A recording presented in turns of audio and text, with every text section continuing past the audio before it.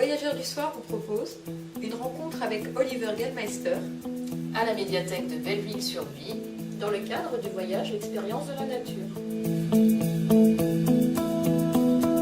Le nature writing, pour moi, ça serait une sensibilité à la nature et ce seraient des textes dans lesquels la nature joue un rôle important. Soit qu'on lui donne le premier rôle, comme ça peut être le cas dans les livres de Rick Bass, par exemple, et Danny Grizzly. Les Américains font partie de ces gens pour lesquels la nature est un sujet de littérature.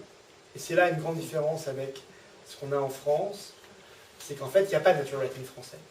J'ai parlé de Rousseau, quelques pages. Il y a une vague sensibilité à. Mais en fait, pour des tas de raisons philosophico-culturelles, on va dire, en France, on considère que la nature n'est pas un sujet de littérature.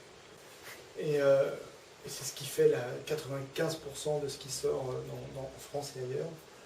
C'est que si je vous demande quel est votre parfum de glace préféré, vous allez me répondre.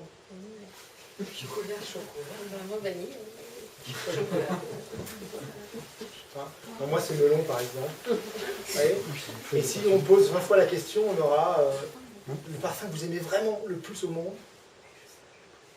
Chacun aura le sien. Et on va se discuter et on va arriver à un consensus. Ça sera forcément la vanille, parce que tout le monde aime la vanille.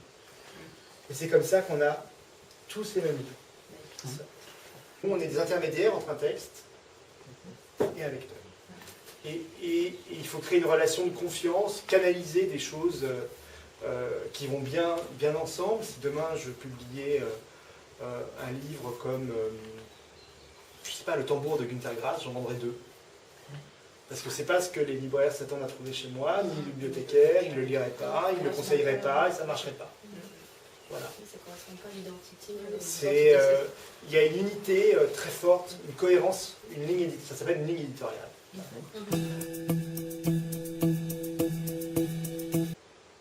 Il te faudra sans doute 7 cordes de bois, m'expliqua-t-il. Fais attention à ça. Tu dois t'en constituer une réserve avant que la neige n'immobilise ton camion. Je ne voulais pas poser cette question, mais comme cela semblait important, je me lançai. C'est quoi une corde de bois? C'est la question qui, de toute évidence, les acheva. Oui, c'est remarquable parce qu'après avoir lu Indian Creek, bon, c'est totalement différent son truc.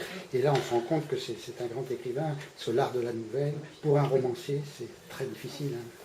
Oui. En fait, Pitt est avant tout un nouvelliste. Un nouvelliste. Il a fait Indian Creek qui est un récit autobiographique. Un récit, voilà. Et il a fait 3 romans. Et on en publie un l'année prochaine. Ah d'accord. Mais là c'est pareil, on se dit, tiens, bon, je vais lire une petite nouvelle, puis finalement, on va jusqu'au bout. On est tous d'une seule traite. Ah ouais. On est scotché là. Vraiment.